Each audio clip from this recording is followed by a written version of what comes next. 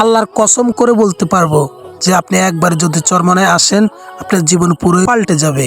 যারা বলতেছেন না চরমনায় আল্লাহরা গরু নিতেছে, ছাগল নিতেছে, ঘোষ নিতেছে, সমস্ত ভুয়া কথা। আপনি একবার আসুন, একবার আসলে আপনার জীবন পরিবর্তন হয়ে যাবে। যাই হোক, সবার সাথে একসাথে চলা, একসাথে খাওয়া, একসাথে ঘুমানো, একসাথে ঘোরাফেরা করা, একসাথে ফিকির করা, এই সমস্তগুলো আমার জীবনকে অনেক পরিবর্তন করে দিয়েছে। অনেক ভাগ্যের ব্যাপার।